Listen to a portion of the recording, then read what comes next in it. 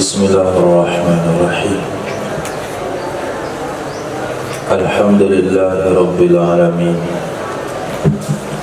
Wassalatu wassalamu ala Sayyidina Maulana Muhammadin wa ala alihi wa sahbihi ajma'in, amma ba'd. Rabbi yassir wa la tu'assir,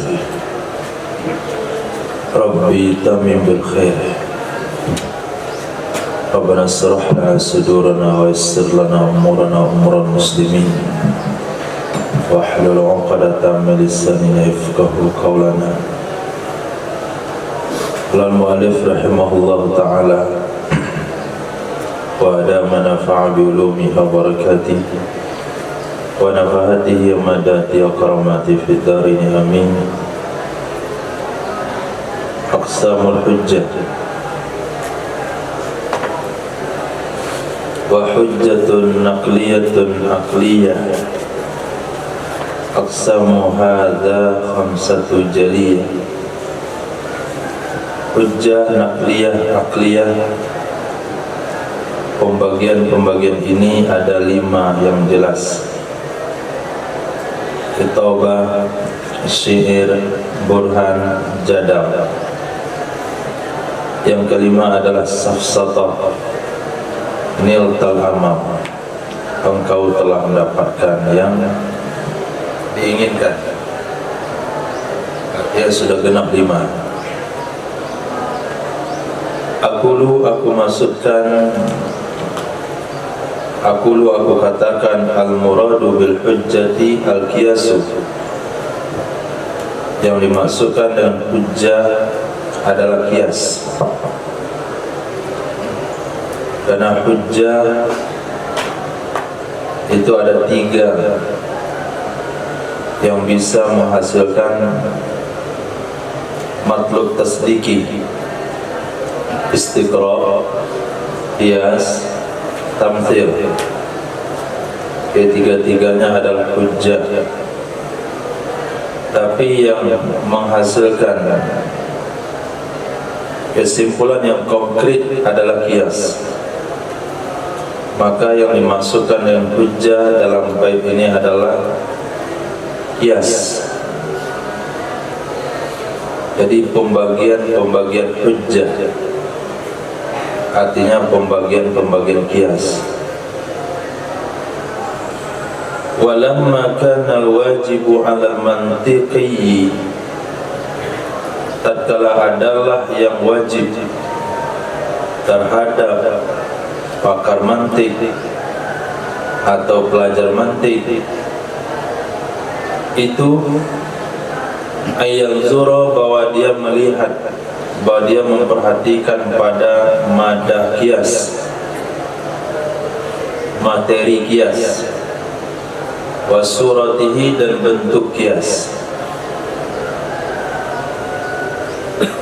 Kemarin kita sudah diperkenalkan dengan kata ini, madah sama bentuk, di dalam definisi qiyas syarti dan qiyas iqtirani. Qiyas syarti adalah madalla ala natijah bil fi'il, artinya antakuna natijah bimadatihi wa suratihi. Natijah sudah ada dalam mukaddimah sebelumnya, dalam bentuk dan materinya. Tapi kalau qiyas iqtirani, madalla ala natijah bil quwwah, natijah ada cuma dalam bentuk materi, tapi bukan dalam bentuk rangkaian. Berarti yang perlu kita perhatikan 2 hal. Pertama materi qiyas, yang kedua bentuk qiyas. Untuk apa 2 hal ini perlu diperhatikan? Liya'rifa jihatal khata'i fil qiyasi, supaya bahwa mengenal qiyas mantiki akan arah atau sudut kesalahan, sisi kesalahan dalam qiyas. sebagaimana akan datang nanti dalam perkataan beliau, wa khata'ul burhani ihtaja li bayani madati. Niscaya perlu ia musannaf untuk menjelaskan materinya qiyas. Nah, jadi ketika kewajiban seorang pelajar mantik harus memperhatikan materi qiyas, bentuk qiyas, supaya dia bisa mengetahui mana qiyas yang salah, mana qiyas yang benar, maka perlu rasanya musannaf untuk menjelaskan madah dari qiyas tersebut. Fazakara, maka menyebutkan ia musannaf annal qiyas qismani, sesungguhnya qiyas terbagi dua macam. Ini bukan pembagian qiyas yang sudah kita pelajari, qiyas syarti sama iktirani, tidak. Ini pembagian qiyas berdasarkan materinya. Pertama, nakliyun, qiyas nakli, qiyas yang materinya berasal dari nakli. Wahuwa, dan dianya nakli adalah makanat madatuhu makhuzatan minal kitabi wa sunnati wal ijma'i, sesuatu yang adalah materinya itu diambil dari Al-Quran, diambil daripada sunnah, diambil pada ijma' ulama. Itu disebut qiyas nakli, berdasarkan materinya. Yang kedua, qiyas akli. Wa aqsamu khamsatun, bermula pembagiannya qiyas akli itu ada 5. Yang pertama, burhan. Wa sayati fi kalamil musannifi, nanti akan ada penjelasan apa itu qiyas burhan di dalam kalam musannif. Yang kedua namanya qiyas jadal. Apa itu qiyas jadal? Wa huwa, dia adalah maturukiba min qadaya masyhuratin, sesuatu yang dirangkai daripada qadiyah yang masyhur, sesuatu yang disusun dari qadiyah yang terkenal, yang tidak dibantah oleh masyarakat. Contoh, al-adlu hasanun, adil itu bagus. Waz-zulmu qabih, zalim itu jelek.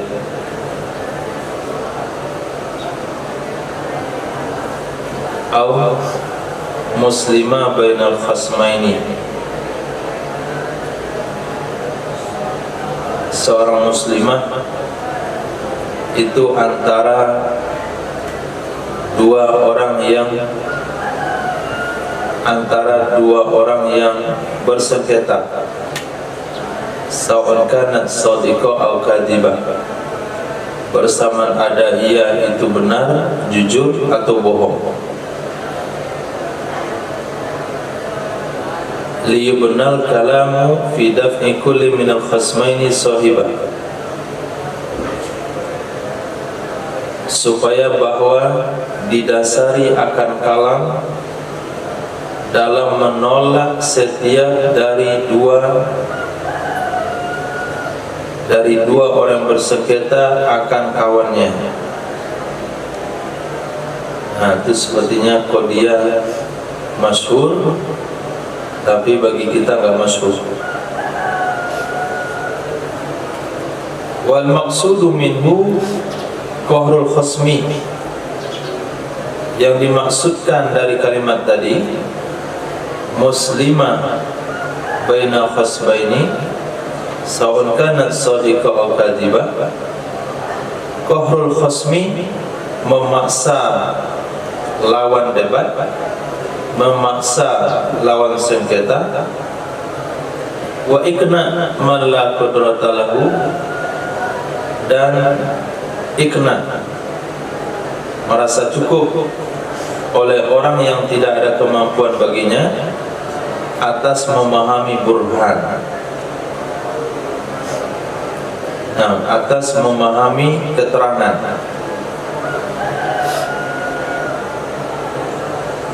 Jadi orang-orang yang berdebat di meja pengadilan, maka yang menang adalah yang punya argumen.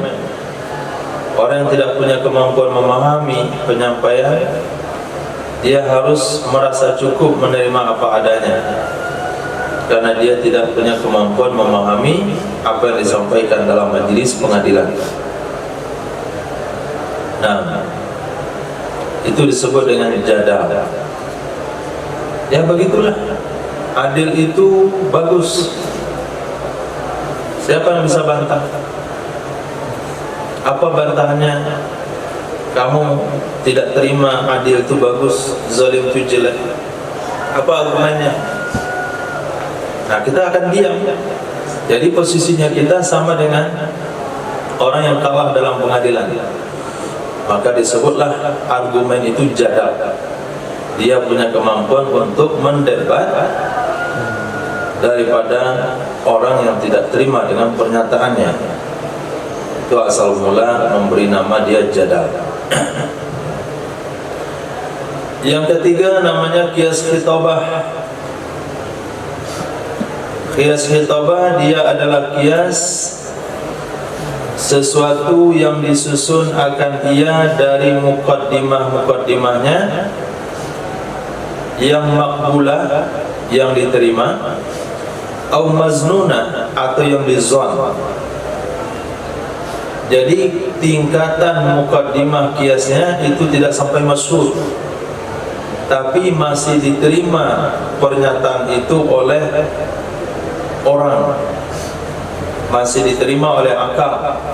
Minimal nggak diterima akal, tapi maznuna, masih dizon, itu benar. Ini kualitas nomor 3. Fal'ula kasadirati min saksin ta'taqidu salahahu. Yang pertama itu seperti yang muncul dari sosok ta'taqidu salahahu. Nah, ta'taqidu yang kamu meyakini solehnya sosok, itu namanya qiyas khitabah. Qiyas khitabah yang posisinya makbulah. Kalau statement penyampaian itu kita dengar dari orang yang kita meyakini sosoknya layak untuk menyampaikannya.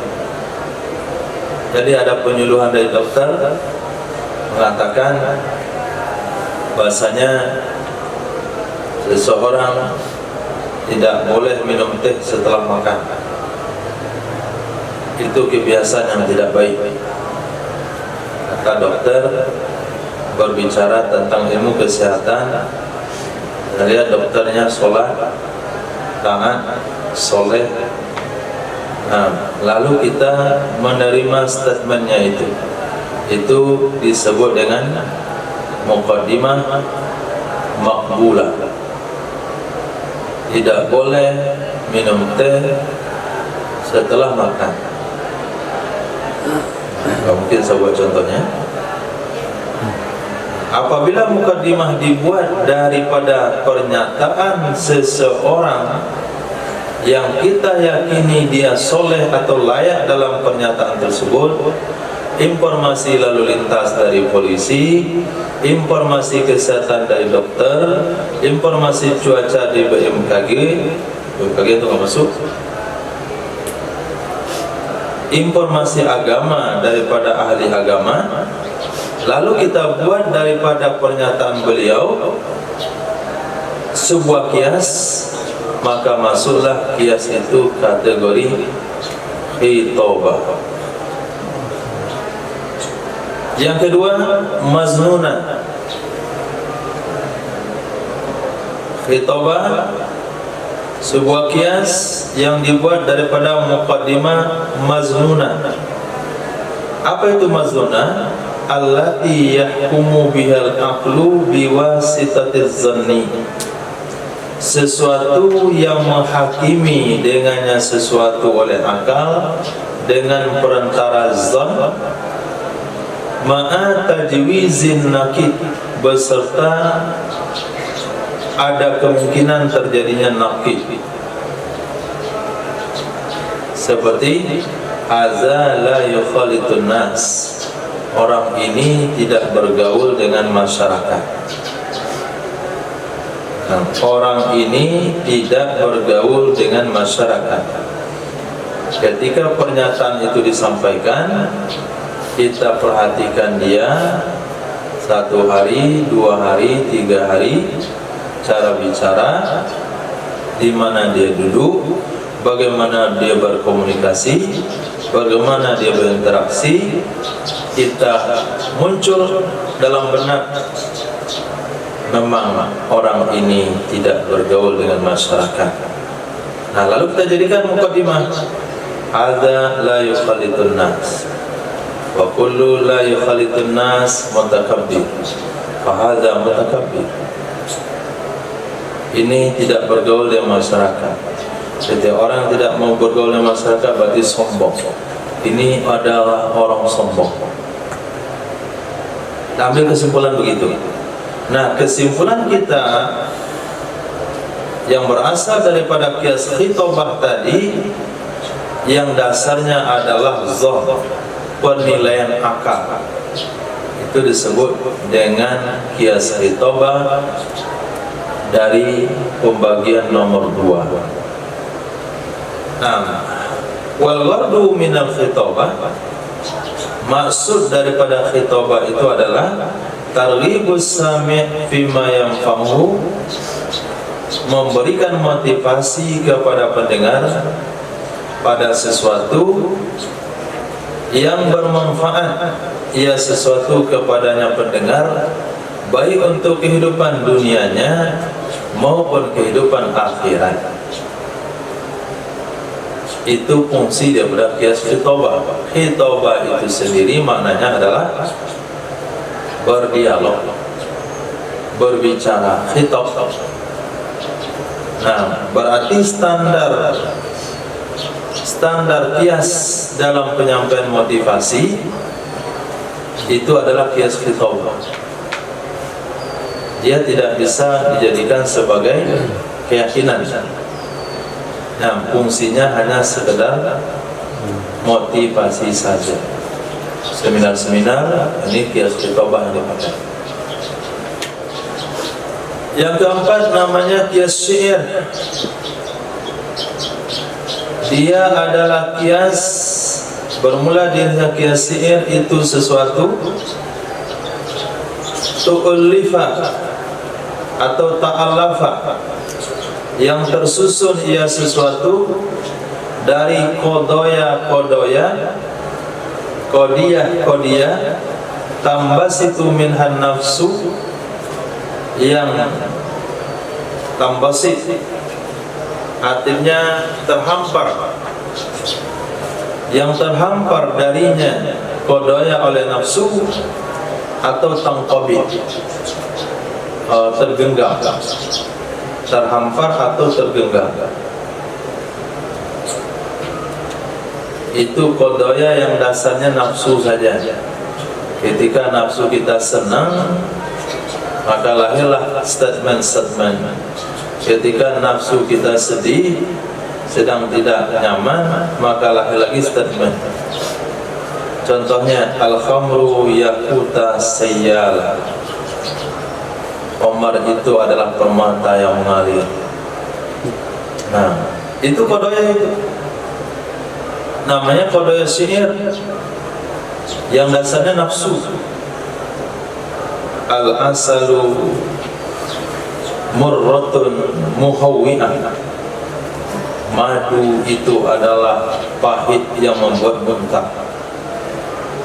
Ini sedang gak enak nafsunya itu. Ketika nafsunya tidak enak, madu pun pahit. Ketika nafsunya senang, khamar pun dianggap permata. Sama ada orang demam, yang berhari-hari demam, kena penyakit campak, hilang selera makan, tak suapin, buatin teh manis. Apa dia bilang? Teh manis ini pahit. Nah, apakah antum salahkan statementnya? Gak bisa disalahkan, masih bisa kita terima. Tapi dia masuk kategori syair, karena yang menjadi hukumnya bukan akal, yang menjadi hukumnya bukan kemasyhuran, yang menjadi hukumnya bukan kelayakan daripada orang yang ngomong, yang sumber hukumnya bukanlah perkara yang Quran dan hadis. Tapi kalau statementnya berasal pada Quran dan hadis, ijma ulama, itu disebut nakli. Kalau statementnya masyhur, tidak terbantahkan, disebut dengan jadal. Kalau sekiranya statement itu dibenarkan karena melihat siapa yang menyampaikan, disebut dengan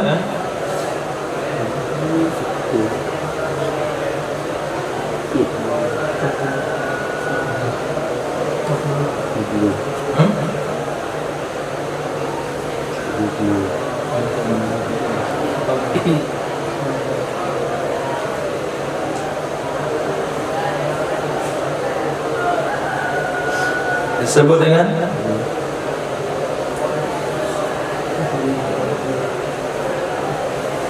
khitabah.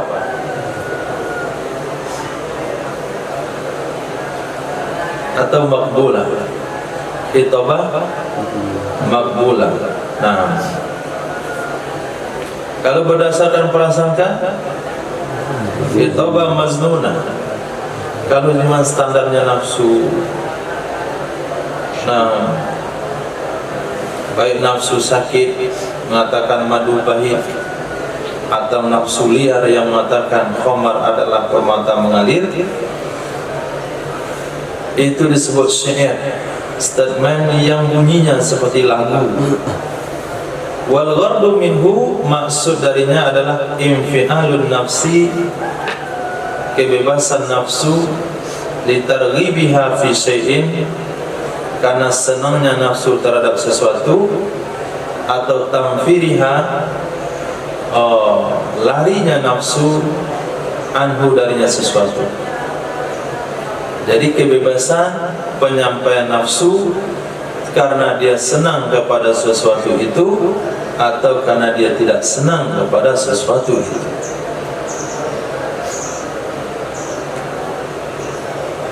Yang kelima, qiyas safsata. Ma ta'allafa min muqaddimatin batilatin syabihatin bil haqqi. Sesuatu yang tersusun dari muqaddimah yang batil tapi tersamar dengan kebenaran. Dia muqaddimah yang batil tapi mirip dengan yang benar. Seperti perkataan kita tentang gambar kuda yang ada di dinding, lukisan kuda yang ada di dinding, kita katakan hadza faras, ini kuda. Ini kuda. Betul itu kuda?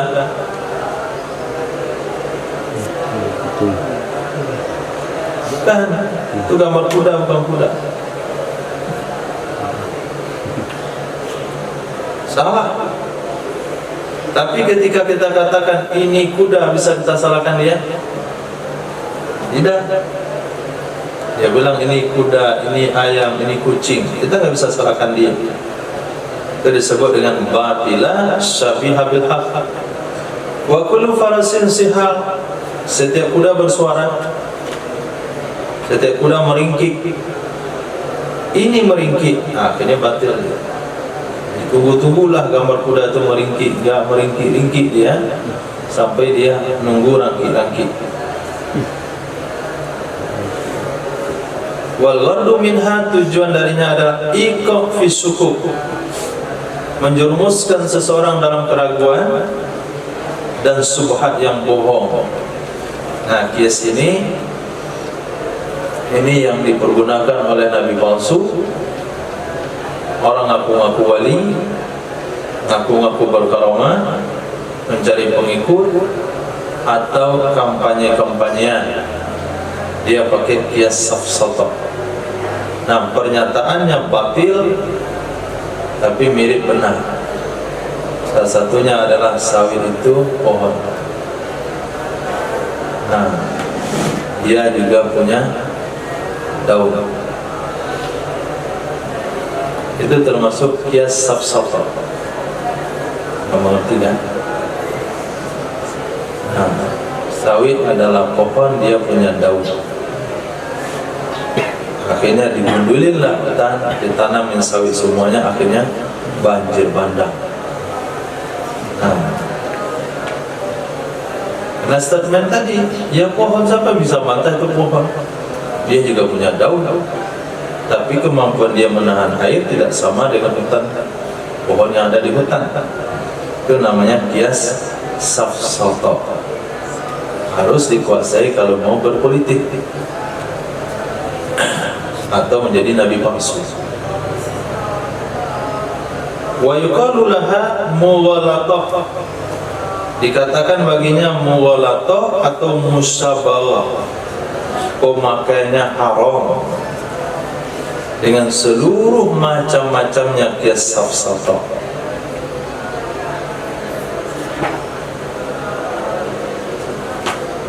Maka liberal ngomong itu kayak benar, Wahabi ngomong gak benar, Syiah ngomong gak benar. Nah, kamu tahu dengan Sayyidina Ali sejak kapan beliau masuk Islam? Dari kecil. Kamu tahu Abu Hurairah sejak kapan dia masuk Islam? Tahun 8 Hijriah. Lalu kenapa banyak hadisnya yang baru masuk Islam dengan orang yang dari kecil masuk Islam? Ada mulai dia menabarkan subhat, musabawah, membuat huru-hara di kalangan masyarakat. Maka bisa dipastikan hadis-hadis Abu Hurairah itu banyak yang palsu. Gunanya untuk menghapuskan sebagian besar syariat Islam, karena mencoret nama satu perawi terbesar dalam Islam itu juga bagian daripada kias safsatah. Wa min akbahi tilka anwa, di antara yang paling jelek demikian pembagian kias safsatah adalah muwalatah kharijiyah. Nama kiasnya adalah muwalatah kharijiyah. Apa itu kias muwalatah kharijiyah? Ay yuswilan munadhir, ay yuswilan munadhira alladhi la fahma lahu,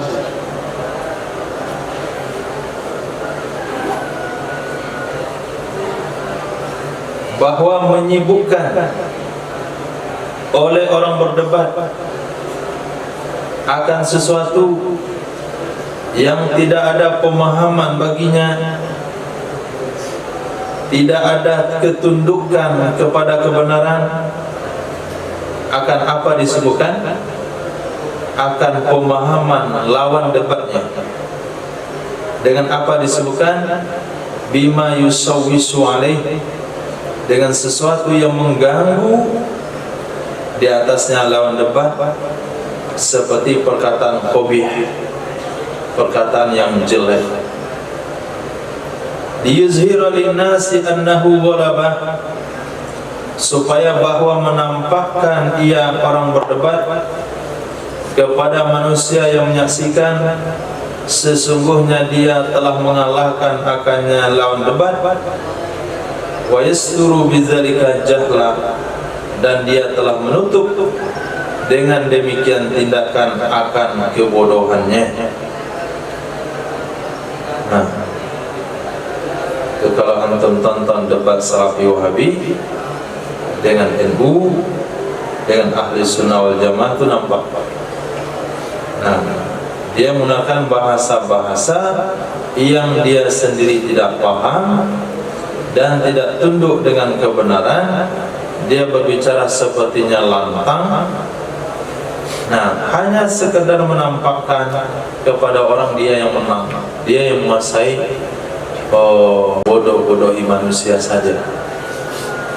Kemarin di Kumbu sebetulnya khatibnya juga salafi, 2 kali dia baca rukun selawat, dia baca sallallahu alaihi wasallam, lantang dia bicara dengan retorika bahasanya, tapi mondar-mandir di situ saja.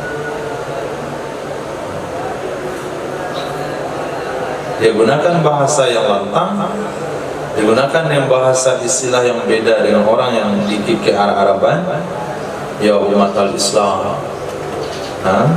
Kemudian awali dengan hadis bid'ah, lepas itu dia komentar nggak jelas lagi. Kontradiksi antara pembicaraan awal dan pembicaraan akhir. Dia katakan Rajab adalah bulan yang dihormati oleh Allah, diperintahkan untuk memperbanyak ibadah. Di ujung-ujung dikatakan memperbanyak ibadah itu hanya ikut dengan contohkan oleh Nabi saja, bukan yang memperbanyak puasa, bukan dengan zikir tertentu, bukan doa tertentu, bukan dengan baca Quran tertentu, bukan yang puasa tertentu. Dibilang tadi memperbanyak ibadah, sekarang puasa nggak boleh. Jadi masuk memperbanyak, Allah akan tingkatkan pahalanya. Memperbanyak kok Allah tingkatkan pahalanya? Memperbanyak kan kita yang buat, bukan Allah meningkatkan pahala di bulan Rajab. Kemudian juga dianjurkan baca doa, doanya pun salah. Allahumma barik fi Rajab wa Sya'ban. Allah barikna fima razaqtana. Itu termasuk kias safsatah, membentukkan retorika bahasa, kemudian melantang-lantangkan suara, menggunakan bahasa-bahasa yang debat sehingga membunuh karakter daripada kawan debat, sehingga dia terdiam, kayaknya dia menang dalam ajang debat. Nah, itu kias yang paling jelek. Maka kalau ada diajarkan cara debat begitu, bunuh dulu karakter lawan, baru kita kuasai. Itu maksud teori muwalatah kharijiyah, hukumnya haram. Nah, fahadzan nau'u minal qiyasi yang bagi ma'rifatuh. Ini macam dari kias itu pantas untuk dikenali. Liyuttaqa, supaya bahwa dihindari. La liyustakmala, bukan supaya bahwa dipakai, kecuali untuk darurat.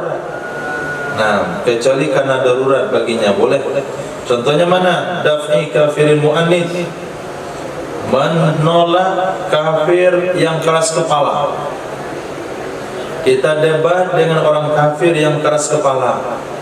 Jadi kias muwalatoh ini atau kias safsatoh ini itu sama dengan racun. Kesami sama dengan racun, la yusta'malu, tidak boleh digunakan kecuali pada sakit-sakit yang parah.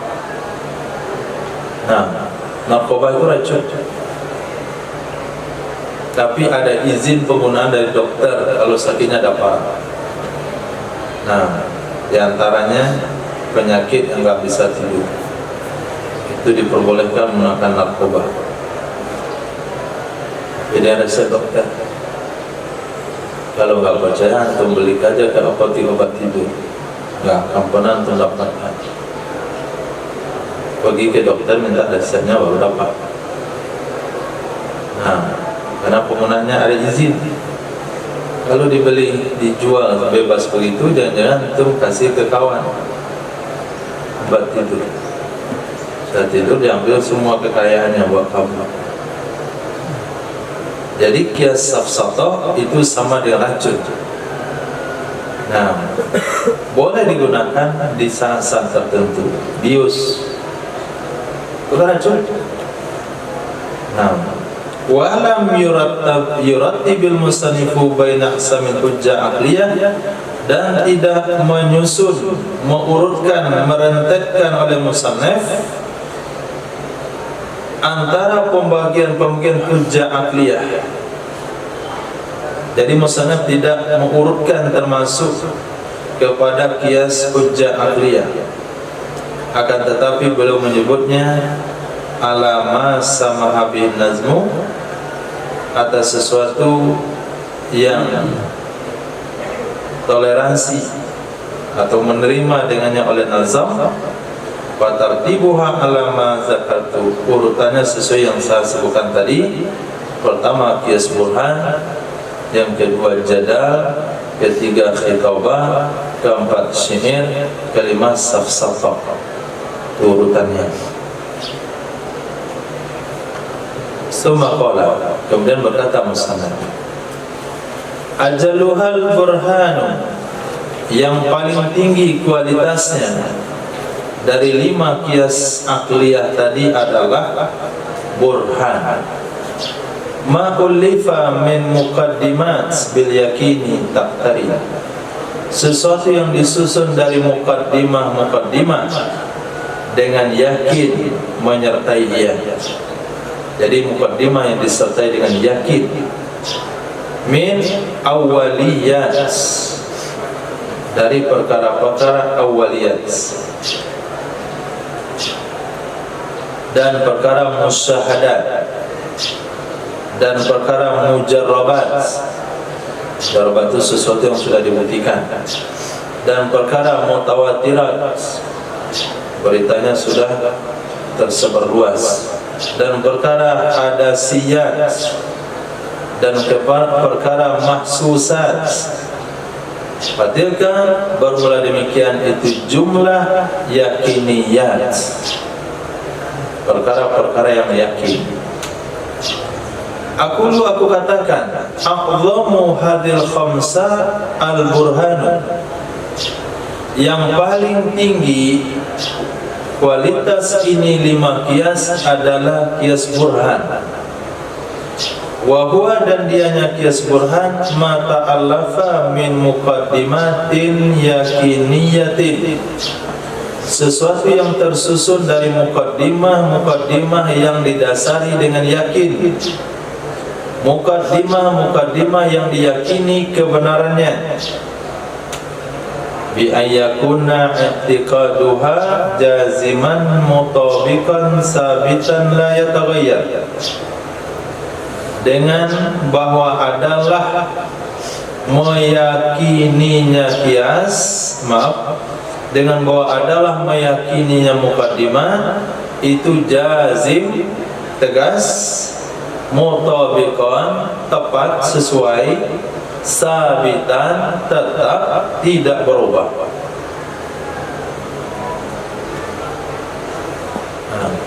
Jadi kita meyakini terhadap statement tersebut, yang dia akan menjadi nanti muqaddimah surah dan kubro dalam penataan qiyas. Keyakinan kita atas kebenarannya itu jazim, tekad, tidak ragu-ragu. Mutabiqan, bukan jazim doang, tapi non sesuai. Ini jazim sama musaddiq Nabi, tapi tidak mutabiqan, tidak sesuai dengan kebenaran, itu juga nggak boleh. Jadi jaziman mutabiqan, setelah sesuai dengan kebenaran dia sabit. Memang sesuai dengan kebenaran, cuma waktu itu saja. Setelah itu sudah berubah, itu tidak sabit. Dia harus sabit, enggak berubah-ubah. Itu syaratnya. Kalau begitu, wal yakiniyat ala ma dzukir wal yakiniyat ala ma dzakaral musannif sittatu. Perkara-perkara yang kualitasnya yakin atas apa yang telah disebutkan musannif itu ada 6 macam. Nah, sumber berita, sumber qadia, sumber pernyataan yang hasilnya diyakini benar ada 6. 1. Awwaliyat. Awwaliyat itu artinya badihiyat. Awwaliyat itu jamak awwali, di istilah, enggak diartikan. Definisinya apa? Ma hakama fihil aqlu bi ghairi wasitatin tatawaqqafu ala ta'ammulin, sesuatu yang menghakimi padanya oleh akal, yang menjadi penentunya adalah akal, bukan indera, bukan dirasa, bukan dilihat, tapi yang menghakiminya adalah akal, dari tanpa perantara, yang bergantung ia kepada berfikir, dari tanpa ada perantara yang bergantung kepada berfikir. Contoh, langit di atas kita. Nah, itu yakiniyat situ. Bumi di bawah kita, itu juga yakiniyat. Gak perlu ntar dulu. Bumi di atas kita, langit di atas kita, bumi di bawah kita. Ntar saya pikir sebentar. Dia nggak pakai entah, dia langsung. Itu disebut dengan badihiyat atau awaliyat. Kenapa dikatakan awaliyat? Ketika statement itu disampaikan langsung yakin, nggak nunggu-nunggu kepada yang lain. Disebutlah dia awaliyat. Sesuatu yang diyakini langsung datang tanpa bergantung pada yang lain. Itu pengambilan nama pada kata-kata awaliyat. Yang kedua, musyahadat, sesuatu yang nampak oleh mata, juga disebut dengan bahasa lain wijdaniyat. Ma tudraku bil hawasil batina min ghairi tawaqqufin ala aqli, sesuatu yang didapati dengan indera dalam, hawasil batina, dengan indera yang di dalam, tanpa bergantung kepada akal. Seperti ju'il insan, laparnya manusia. Nah, merasakan perut lapar, itu nggak pakai indera luar, itu indera dalam. Itu nggak pakai nunggu berpikir. Allah, apa nih perut saya ini? Saya lapar ini. Nanti tidak rusak itu indera dalamnya. Nah, kenapa dia memutuskan lapar tuh mikir dulu. Memutuskan lapar tuh nggak perlu berpikir. Kemudian bersinnya seseorang, hausnya seseorang, atashihi, ladzatihi, lezatnya sesuatu, alamihi, pedihnya seseorang.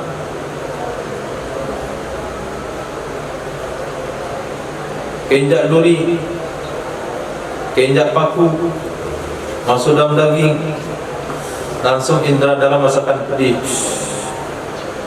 Nah, itu musyahadat namanya. Itu yakin, tidak ragu lagi. Sepertinya sakit kaki saya ditusuk paku ya. Nah, iya kayak sakit nih. Berarti inderanya rusak. Dia nggak pakai berpikir, langsung. Yang ketiga, mujarrabat,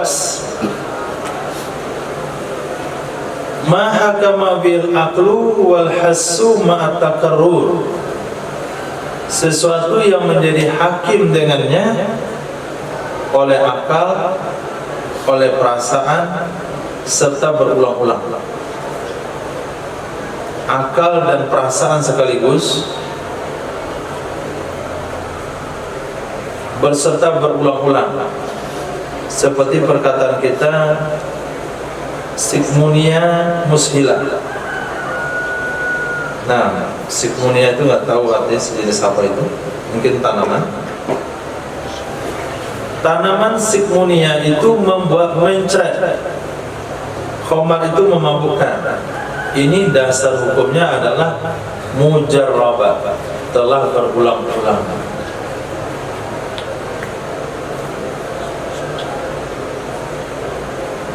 Sama tradisi-tradisi di kampung, kalau dia demam panas, itu dicari daun Jarak. Itu antum tinggal di negara mistis. Nah, kita tahu itu Pak. Daun jarak cari. Ke tempat saya daun bunga. Apa? Bunga rayo. Bahasa Indonesia raya. Daun bunga raya. Bati tobib gitu. Nah, kalau dicari si tawa si dingin itu lebih mistis lagi. Pak Sapir itu tawa si dingin sekumpai tambah putih dan dipotong-potong disiramkan di sumur setelah maghrib. Itu mistis sekali. Daun jarak diusapkan badan dan rendam di air, dipindahkan demamnya ke daun jarak. Itu mistisnya dikit. Nah, kalau herbalis kan mistis itu minum daun kapuk. Nah, minum daun air bunga rayu. Nah, kenapa orang demam ngobatinya cuma dengan bunga rayu? Apa dasarnya itu? Mujarrabat. Itu dasarnya adalah dihakimi oleh akal dan pengalaman karena dia berulang kali terjadi. Yang keempat, mutawatirah. Ma hakama bihal aqlu ma hassatis sam'i. Sesuatu yang menghakimi dengannya oleh akal bersama indera pendengaran. Sesuatu yang dihakimi oleh akal bekerja sama dengan indera pendengaran. Kalau akal saja itu awaliyat. Kalau indera dalam namanya musyahadat. Kalau akal bersama indera tapi berulang-ulang kejadiannya namanya mujarrabat. Kalau akal bekerja sama dengan indera pendengaran saja, seperti kita tahu Ghaza dengan Imam Syafi'i. Apa yang kita ketahui tentang Ghaza dan Imam Syafi'i?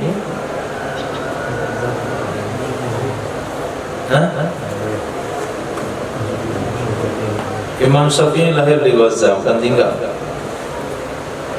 Nah, Ghaza dan Imam Syafi'i artinya tempat tinggal dan tempat lahir Imam Syafi'i Ghaza. Kenapa sampai berita tersebut? Bisababi kasratil mukhbirin bidzalik. Karena banyaknya orang-orang yang menceritakan dengan demikian, alladzina yu'manu tawatuhum alal kadzib. Orang-orang yang dirasa aman bersekongkol mereka di atas bohong. Gak mungkinlah sebanyak itu ahli sejarah berbohong Imam Syafi'i lahir di Gaza. Itu namanya mutawatirat.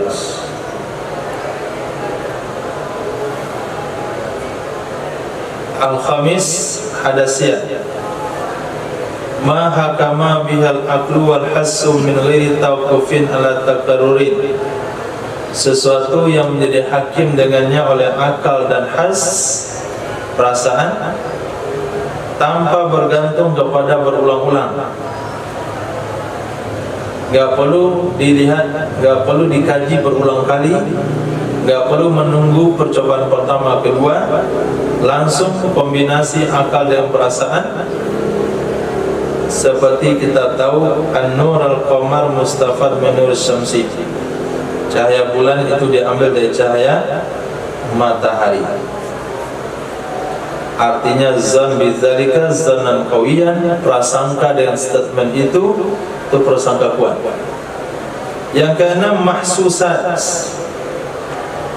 Mahsusat adalah ma yudraku bi ihdal hawasil khams, sesuatu yang bisa didapati dengan salah satu dari indera yang lima, yang zahir.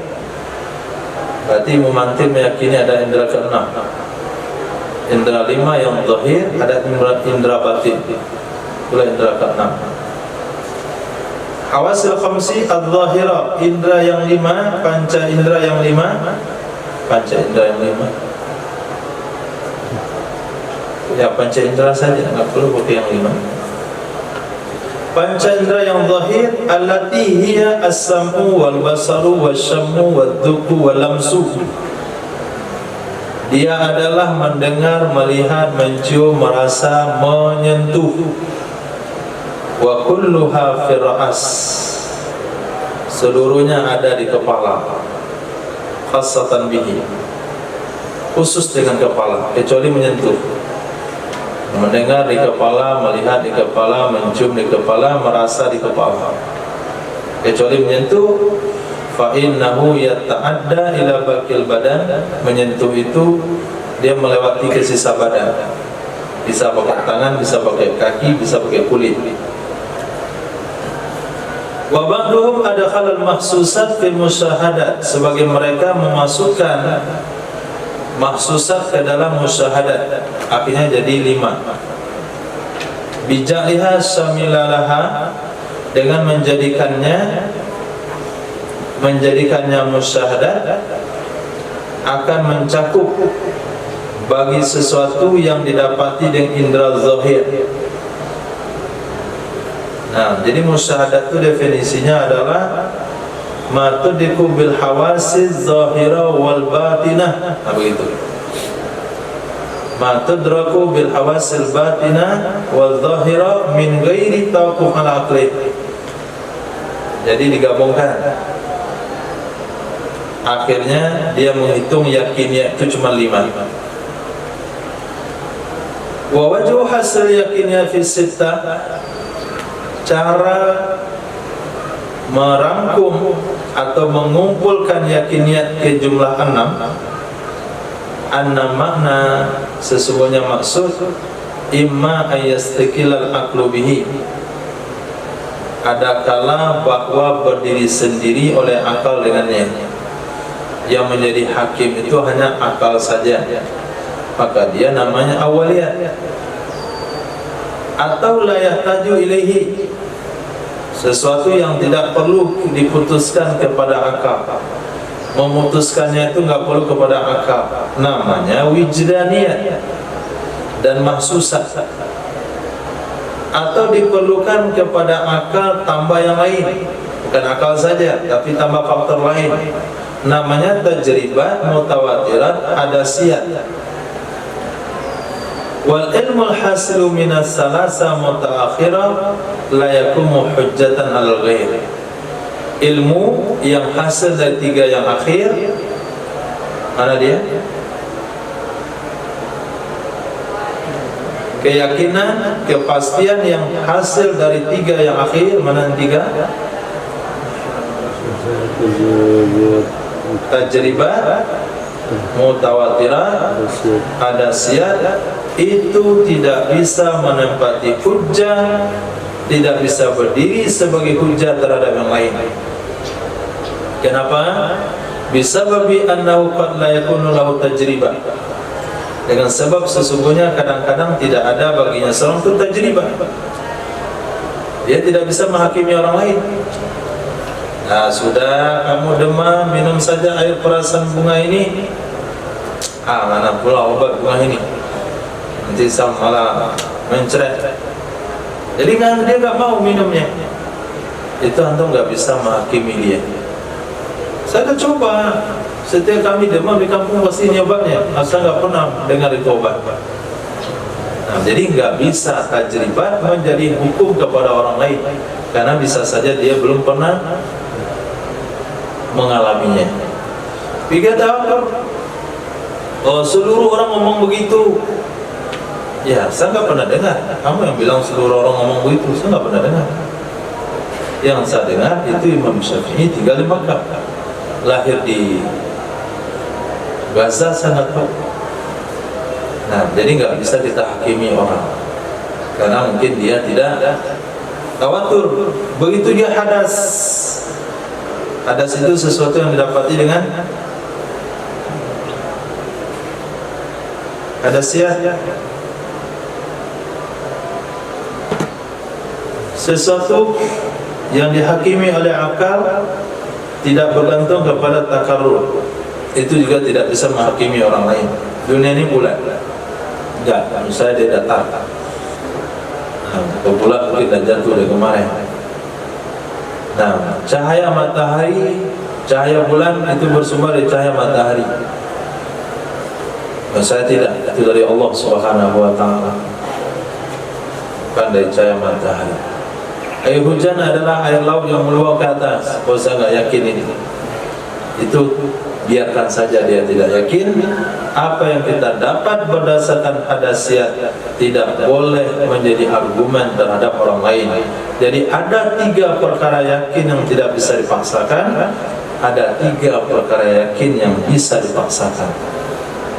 Nah, li adami musyarakati fi dzalik lil mustadil, karena tidak bekerja samanya atau ikut sertanya seseorang dalam hal demikian bagi si pencari dalil. Mungkin bagi seseorang dia punya pengalaman dan hal tersebut, bagi orang lain belum tentu. Mungkin bagi seseorang sudah sampai berita kepadanya sampai tahap mutawatir, bagi dia belum mutawatir.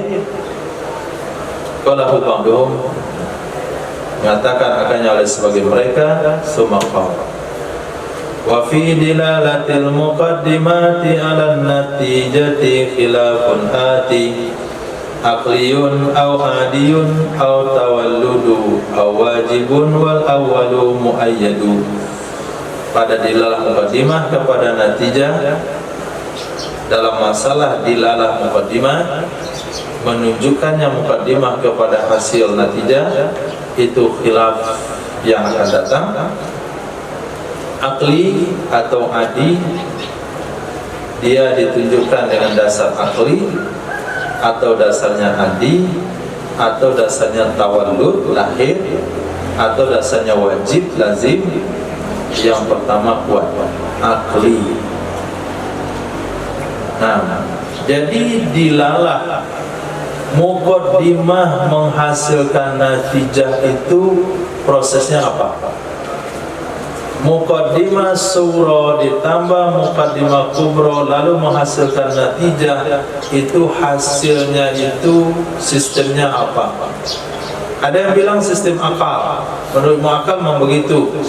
Ada yang bilang itu ilmu adi, menurut adat memang begitu.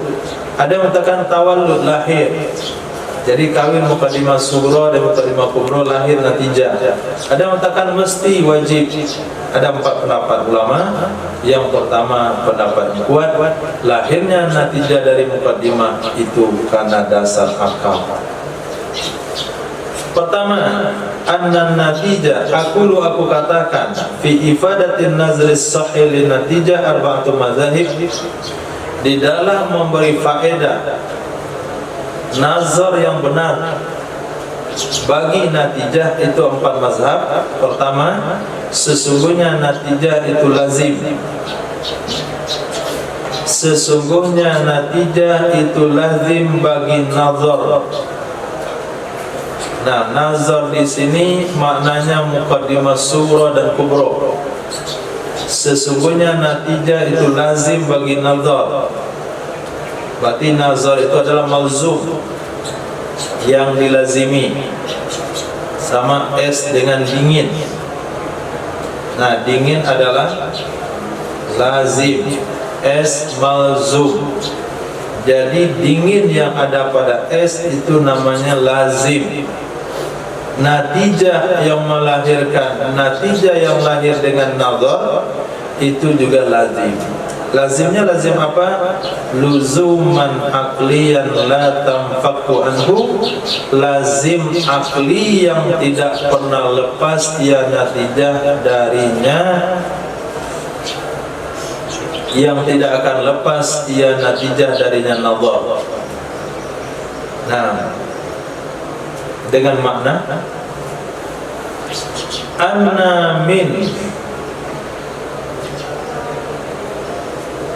annaman alimal muqaddimatai, sesungguhnya seseorang yang mengetahui 2 muqaddimah surah dan kubra, imtana'a alla ya'laman natijah, tercegah bahwa dia tidak tahu natijah. Itu maknanya lazim akliyah. Orang yang sudah membaca, orang yang sudah mengetahui dua mukaddimah tanpa disebutkan natijah pun dia harus tahu. Tidak mungkin dia enggak tahu.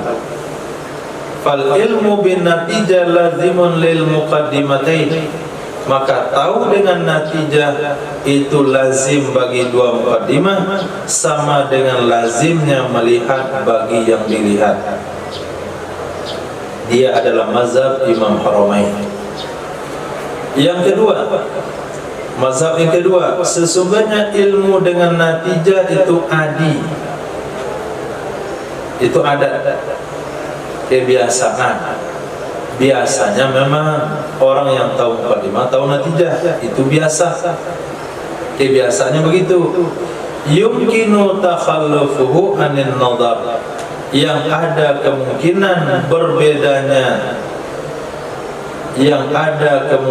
berbedanya ilmu dari nazar. Nah, kembali kepada ilmu bin natijah. Karena sesungguhnya nazar itu diciptakan bagi Allah Subhanahu wa ta'ala. Wal ilmu bin natijah yujadu indahu labihi. Nah, ilmu dengan natijah itu bisa ditemukan. Ilmu dengan natijah itu ditemukan di dekatnya nazar, bukan dengan sebab nazar. Ini mazhab Syekh Asy'ari. Itu mazhabnya ahli tauhid. Setelah menjumlahkan mukaddimah sughra dengan mukaddimah kubra lalu menghasilkan natijah, natijah itu lahir dengan diciptakan oleh Allah Subhanahu wa ta'ala, bukan lahir dengan sendirinya secara lazim daripada dua mukaddimah. Tidak. Bisa saja orang mengetahui dua mukaddimah tapi dia salah mengambil natijah. Kalau Allah berkehendak dia salah. Karena ketika terciptanya dua mukaddimah, ketika Allah ciptakan dua mukaddimah, maka pada saat itu Allah ciptakan natijah. Ini mazhab tauhid. Jadi bergeraknya cincin pada jari bukan karena bergeraknya jari, tapi gerak cincin diciptakan oleh Allah ketika bergeraknya jari. Dua pendapat tersebut itu kedua-duanya benar. Satu pandangan syariat, satu pandangan hakikat. Musaneh memperkuat pendapat pertama karena ilmu mantik, ilmu syariat, bukan ilmu hakikat. Nah, jadi jangan dibawa pandangan tauhid. Nah, ilmu tauhid ya begitu. Hakikatnya pendapat yang kedua, syariatnya pendapat yang pertama. Al-Thalis, sesungguhnya ilmu dengan natijah itu lahir dari nazar, lahir yang sendirinya. Bijak lin nazar maqduran lin nadir mubashar, dengan menjadikan nazar itu dikuasai bagi yang menadir secara langsung. Dengan menjadikan nazar adalah mukaddimah sughra dan kubra, itu dikuasai bagi nazir, orang yang melakukan nazar secara langsung. Fanatijatu mutawallida anhu, maka natijah itu lahir darinya nazar, sama dengan lahirnya gerak cincin dari gerak anak jari. Ketika digerakkan cincin, pasti anak jari bergerak langsung. Geraknya cincin lahir dari gerak anak jari. Ini mazhab Mu'tazilah. Mazhab Mu'tazilah, aliran sesat. Banina lahu ala asli mahdum, yang mereka mendasari. Nah, al-banin yang mendasari mereka Mu'tazilah, baginya pendapat tersebut atas asal yang hancur, asal yang hancur, akidah yang hancur. Dianya adalah annal abda yakhluqu af'ala nafsi, itu asal yang hancur. Hamba bisa menciptakan perbuatan dirinya sendiri. Jadi Mu'tazilah itu dekat pemahamannya dengan Qadariyah. Yang keempat, sesungguhnya natijah itu maklul bagi nazar, dan dianya nazar adalah illah. Ini adalah mazhab kaum falasifah, orang-orang filsafat yang mengatakan bitaksir illah, illah itu memberi pengaruh, illah memberi pengaruh, dia adalah batil. Nah, kenapa bayangan itu ada? Karena terhalang cahaya matahari. Jadi bayangan itu lahir bukan karena diciptakan Allah, tapi lahir karena sabab musabab, karena terhalangnya cahaya matahari. Ini pemahaman filsafat. Karena sesungguhnya illah itu tidak pernah bercerai, berpisah dengan maklulnya. Dan nazar, sementara nazar tidak pernah berkumpul dengan natijah, berarti pendapat dia salah. Kalau ilah dan maklul tidak pernah terpisahkan, tapi nazar tidak pernah bergabung dengan natijah, karena dia adalah lawan ilmu, maka dia tidak bergabung dengannya. Wallahu a'lam. Nah, ini ya papan tulis. Di sini tidak perlu rumus. Nah, ini hanya pemberitaan daripada kesimpulan-kesimpulan sebelumnya.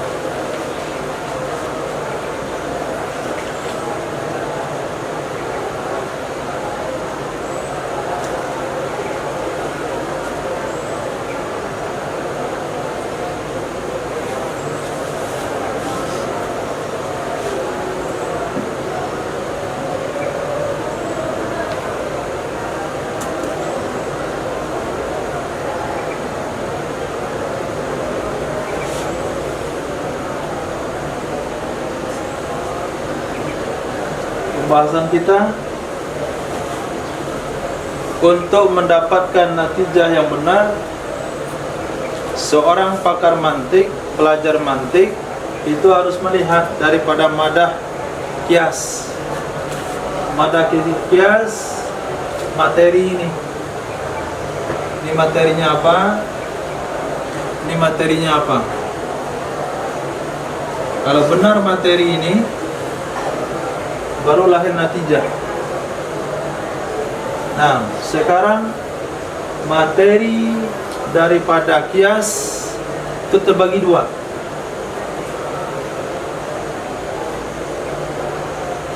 Madah kias, satu nakli. Nakli atau nakliyah? Nakli. Tapi kalau kita buat madah kias berarti nakliyah. Nah, karena kepada madah. Jadi ada madah nakliyah, ada madah akliyah.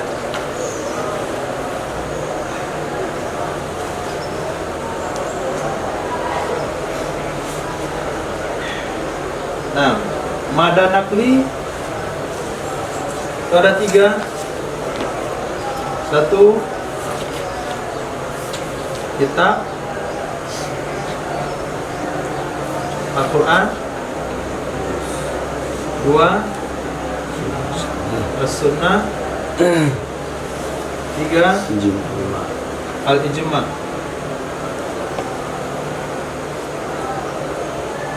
Ini nggak perlu diperdebatkan. Ini pada kias ini wilayah hukum usul fiqh sama qawaid fikih. Nah, 3 materi ini dibahas dalam ilmu usul fikih. Bukan wilayah mantik. Usul fiqh wa qawaiduha.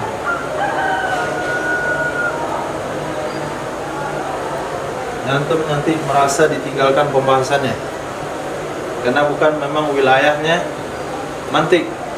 Mantik itu wilayah akal. Ini bukan wilayah akal. Ini wilayah taslim. Nah, sementara kias akliyah terbagi 5. 1 burhan, 2 al-jadal,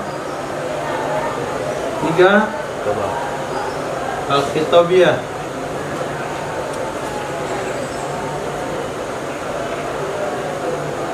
4 al-syair, 5 safsatah, 6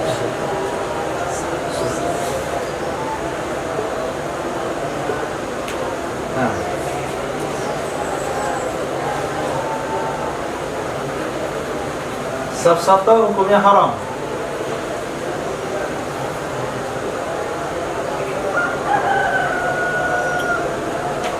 Haram.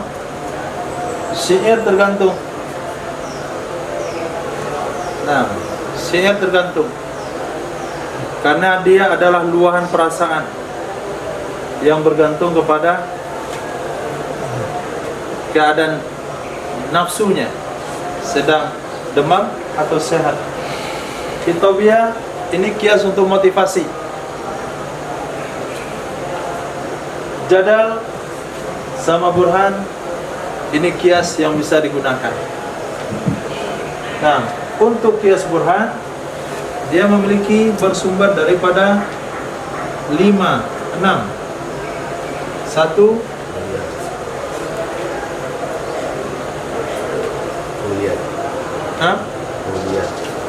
awaliyat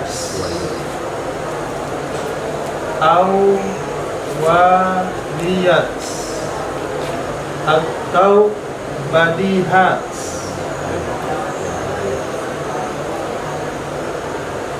Nah, yang kedua musyahadat atau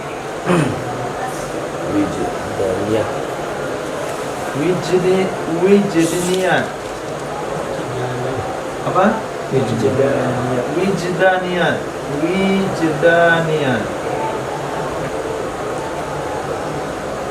3 mujarrabat.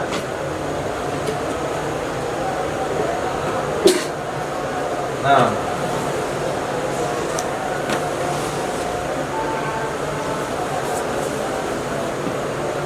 satu, 2, 3, 4 mutawatirat.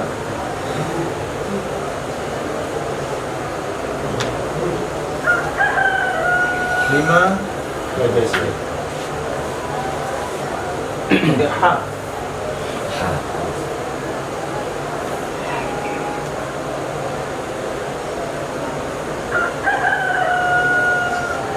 4,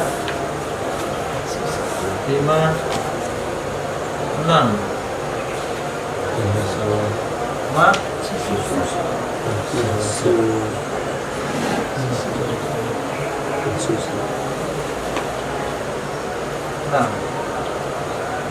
Nah, 3 yang ini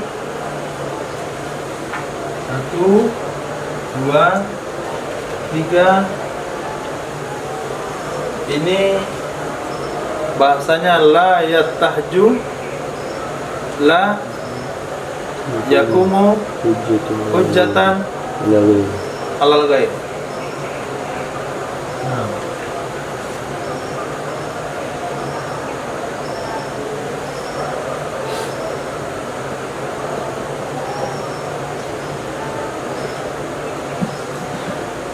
Tiga yang di bawah itu tidak bisa menjadi hujjah untuk orang lain. Ini untuk pribadi saja. Jadi kalau debat mengatakan, nah, mujarabat, mana mujarabat?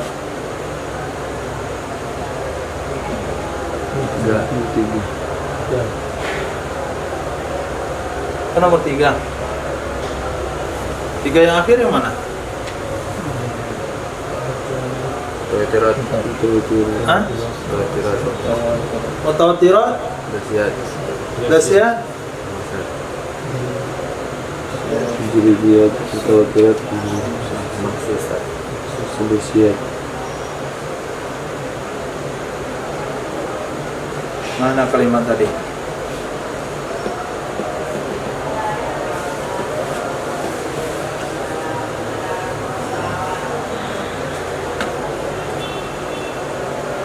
La yakumu hujjah 'alal ghair bisabi al-ilmu hasimna salam mutaakhira salasa mutaakhira mutawatiran hadasiyat mahsusat. Nah, ini tidak bisa menjadi hujjah kepada orang lain. Berarti dalam ilmu perdebatan, kias yang 3 ini tidak bisa dipakai kecuali kepada orang memiliki pengalaman yang sama, berita yang sama, kemudian dia bisa merasakan indera yang sama. Debat dengan orang buta, kita paksakan dia menerima pernyataan kita berdasarkan indera penglihatan, itu nggak boleh.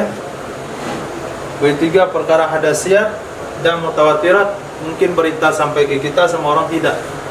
Jadi 3 ini nggak boleh dipakai. Ini hanya untuk pribadi saja. Yang bisa dipakai 1, 2, 3.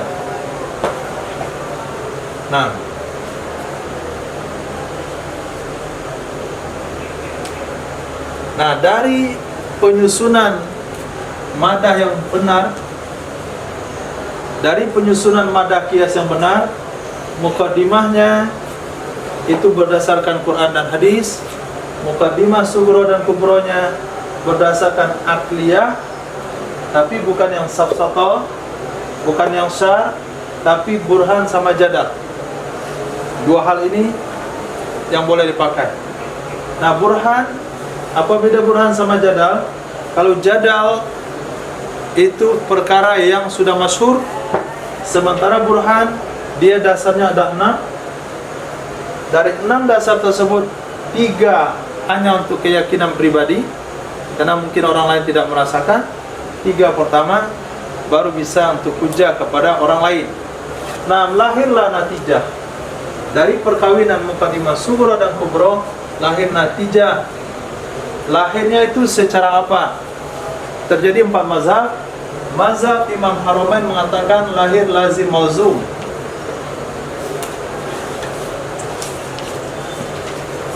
Lazim mauzum. Jadi dengan adanya 2 muqaddimah sughra dan kubra, secara lazim pasti lahir natijah. Nah, pasti secara lazim lahir natijah. Berarti dengan bersentuhannya korek dengan bahan bakar yang mudah kebakar, maka secara lazim lahirlah kebakaran.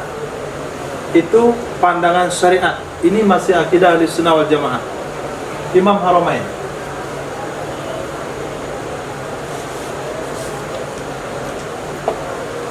Nah, yang kedua, Imam Asy'ari, hubungannya adalah bi khalqillah, dengan diciptakan oleh Allah Subhanahu wa taala. Jadi ketika Allah ciptakan muqaddimah sughra, Allah ciptakan muqaddimah kubra, natijah lahir bi khalqillah, sengaja diciptakan oleh Allah dahu atau indaha. diciptakan oleh Allah ketika ada mukaddimah. Ini akidah tauhid. Jadi pendapat berdasarkan tauhid Asy'ari. Yang ketiga,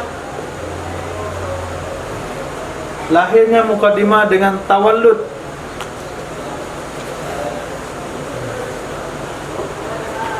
Tawallud langsung. Nah, mukaddimah sughra, mukaddimah kubra langsung natijah. Ini mazhab Mu'tazilah. Ini aliran sesat. Pendapat yang salah. Yang keempat, bi'illah, dengan hukum sabab akibat. Jadi natijah itu lahir dengan sebab ada mukaddimah sughra dan kubra. Jadi hukumnya sebab akibat. Ini pendapat falasifah. Dua ini keluar pada aliran ahli sunnah wal jamaah. Ini mantik yang nggak benar, nggak boleh pakai. Kenapa natijah lahir? Ya lahir dengan sendirinya. Kenapa natijah lahir? Karena ada dua mukaddimah. Sesat sudut pandangnya. Kenapa natijah lahir? Karena diciptakan oleh Allah. Tapi ke tauhid. Kenapa mukaddimah lahir, natijah lahir? Karena hukum lazim malzum. Itu pandangan syariat dari Imam Haramain. Nah, ada pertanyaan di situ. Nah,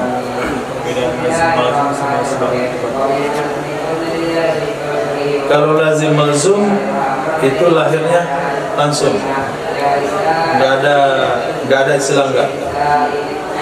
Tapi kalau sabab akibat, dia bisa ya bisa enggak. Si fulan sakit perut gara-gara makan jeruk di pagi hari. Hari ini dia makan jeruk sakit perut.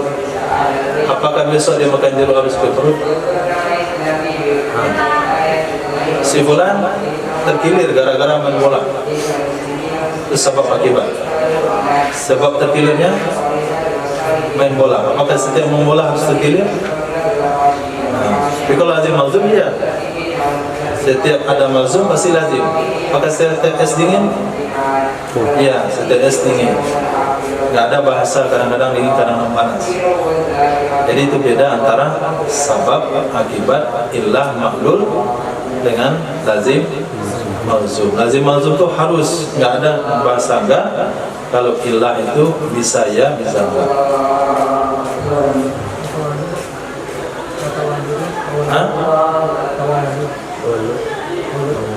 Tawallahu itu lahir. Lahir itu dalam artian apa lagi bahasanya itu? Muncul. Nah, muncul dengan adanya dua mukaddimah. Jadi seolah-olah hubungannya mukaddimah dengan sughra dan kubra itu disatukan, dipadukan, kemudian terlahirlah natijah. Nah, kalau terlahirlah natijah itu sepertinya mana curah menceritakan itu.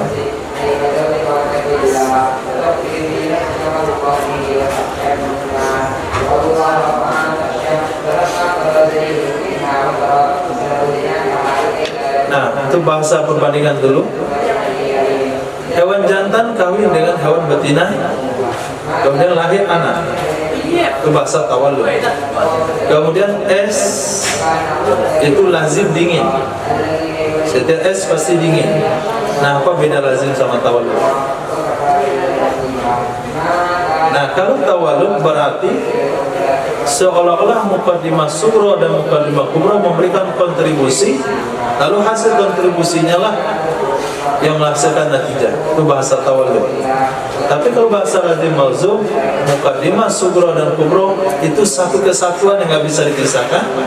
Kemudian baru lahir lazim.